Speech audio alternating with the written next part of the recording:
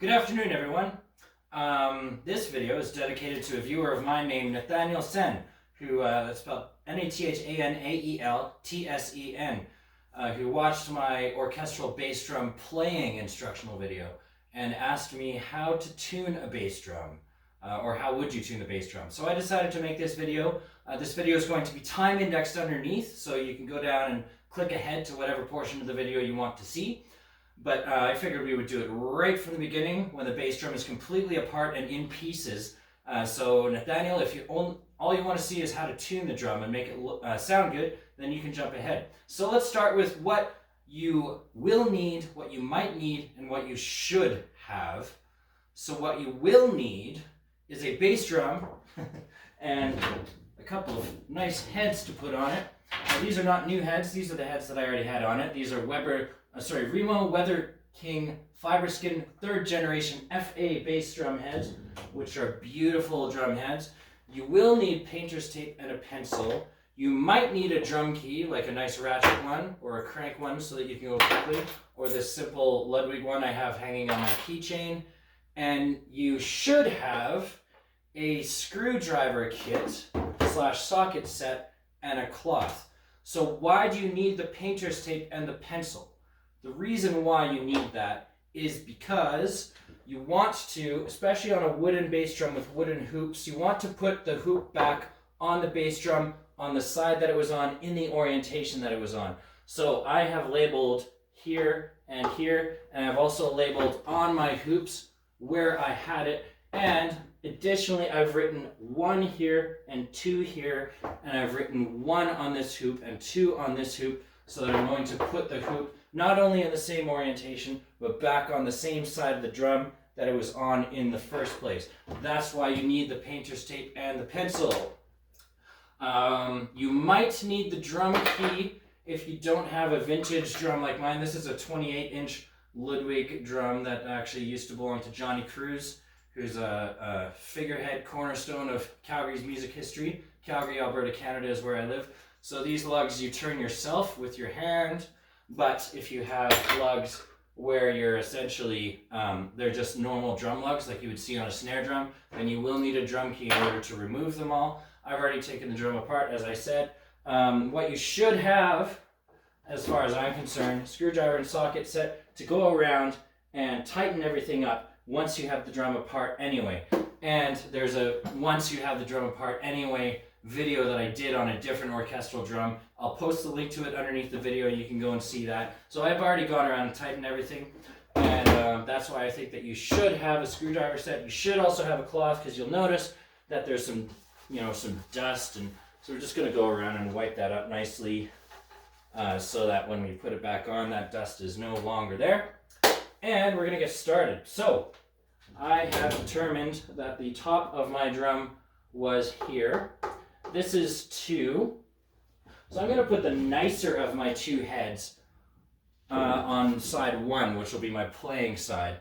So you can see that, as I said, these heads are used. This one is the one that's in really good shape. This one, I used some red timbali beaters to play the drum. Now, you shouldn't do this if you have a calfskin head or a plastic head, but with the fiberskin heads, you can get away with it. I did a taiko style, sort of taiko style, not really taiko style, but I used a bass drum for a premiere of a piece of mine that I performed, and you can see that it's all marked up. So I'm going to put this head on side 2, and I'm going to save the nice head for side 1, which is the side that I'll do all of my nice orchestral playing on. First step, put the head on the drum, try to center the logo between these 2 lugs. That is step 1. Seems easy enough. Step 2, verify that I'm putting number 2, the number 2 rim, which is this one, on the side that it was on. Step 3, make sure that the tape lines up, because the wooden hoop will actually warp to the wooden drum over time, so you want to allow it to go back to where it was settled. Next step, I'm going to take all of my lugs and hang them back onto the drum like this. And put them on right near the bolts that they need to go on. like that. I've also set my scissor stand at a lower setting so that the shell is sitting on the stand in an orientation in which it is unlikely to slip off while I'm working on it. Next step, I'm going to put these bolts in place. And I'm not actually going to tighten them down at all, really, until I put the other head on. The reason why is because you can see that this is all one piece here. Most bass drums are like this. So it's going to be pulling this way and pulling that way equally. If I tense up this head before I put on the other head, then it's going to be reefing that against the wood. And with an older vintage drum like that, I do not want that to be the case. I would rather the lugs themselves are just pulling on the metal, and that all that those screws and bolts are doing is holding the metal in place on the drum. They're not being reefed to one side or the other by unequal tension being on one side of the drum before I put it on the other side of the drum. And of course, another thing to consider is that you're going to want to have approximately the same amount of tension on either side of the drum as once you've tuned it, so that the drum will sound good. The drum will sound quite strange if if you have way more tension on one side of the drum / way less tension on the other side of the drum. It will not sound very good.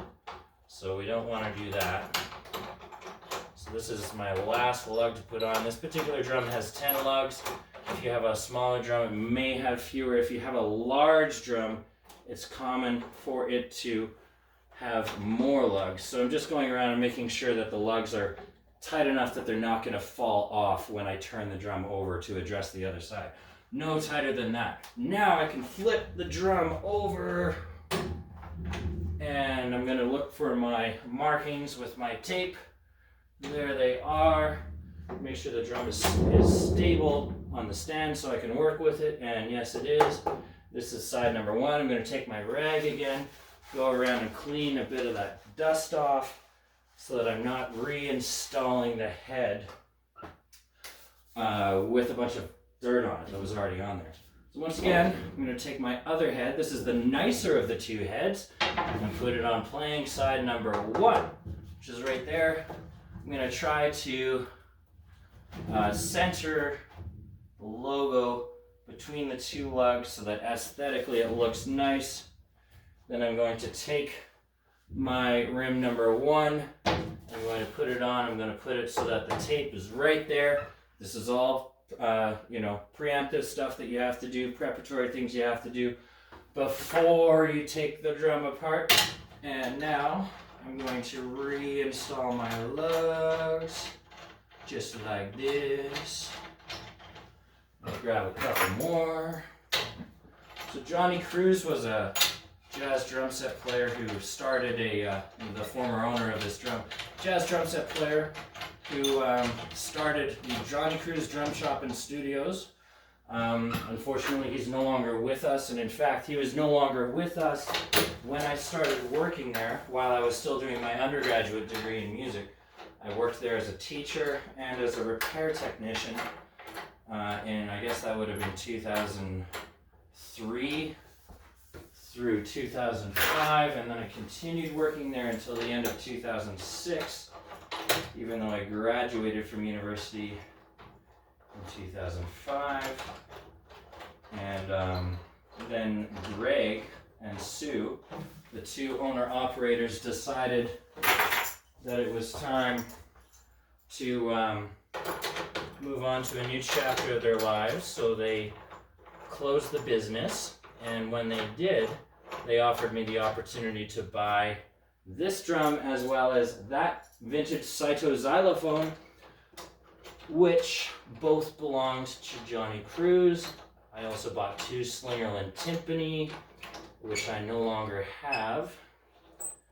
And you'll notice that as I'm going around, I'm tightening directly across,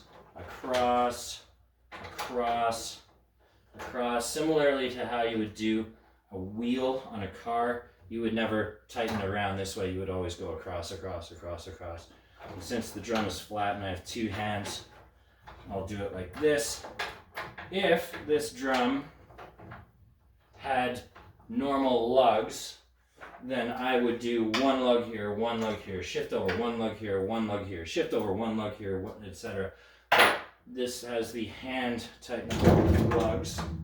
So I'm going around and I'm tightening, and now my heads are back on the drum. So what I'm going to do is I'm going to set my drum down here. I'm going to put my scissor stand back up on the highest setting, which is the setting that I like to play the drum because I'm 5'11". You can use a lower setting to play the drum if you want to. I'm going to turn the stand like this so that you can see what I'm doing. And I'm going to put the drum up onto the stand with my logo facing upward. And of course, another thing that you are probably going to want are some nice mallets so that you can play the drum and test the drum and see if the drum is sounding good. And here is the portion of the video during which we are going to tune the drum. So let's have a listen. Probably it's not going to sound very good yet. No, definitely not. It sounds a little bit like I'm hitting a stack of wet newspaper, not so much like I'm playing an actual bass drum. You can see that the head has a lot of give to it. If you were working with a clear white plastic head, you'd be able to see wrinkles as I go around. Here you might actually be able to see the head bowing all over the place as I go around. And the other head is obviously also too loose. So I'm going to go around and just do a little bit of tightening here. I'm tightening some a little more than others because I'm going by feel. So like I can feel that that one was really loose and this one felt more on the tight side. So I tightened this one a little bit more since it felt so loose. And now I'm going to flip it over here so you can see what I'm doing. This is my side number 2. And I'm going to tighten a little bit all the way around.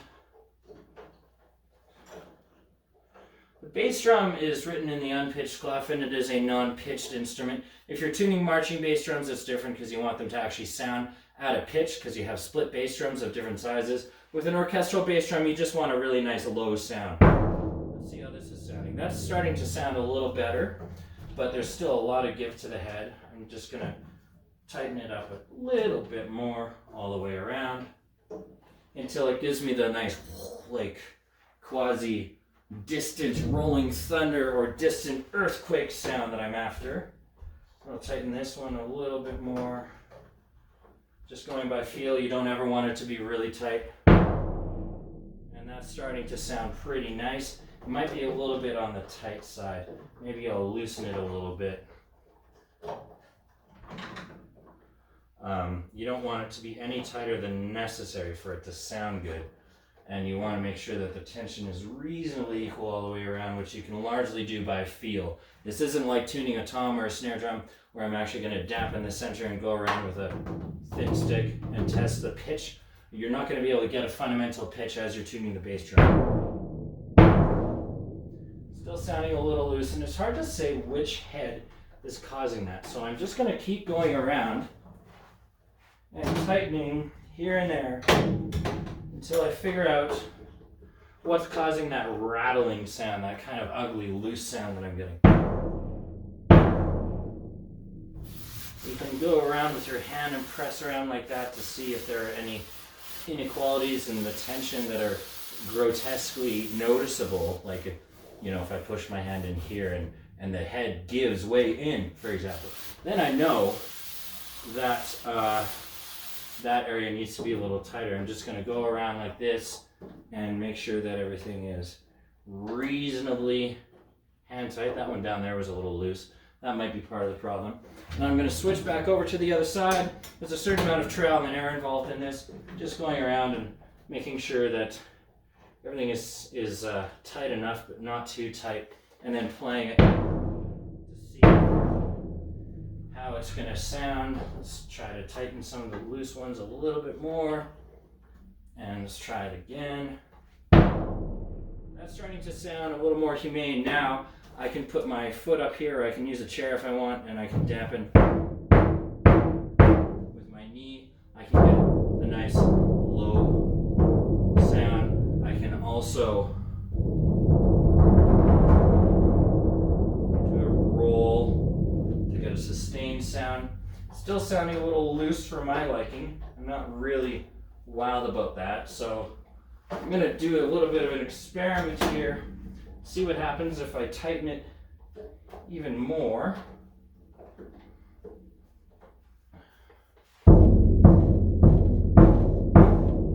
Actually, yeah, that's more what I'm after. So it turns out that the drum needed to be a little bit tighter than I thought it needed to be. And now I'll go back to side number 1, my favorite side to play on, with a nice head on it. Yeah.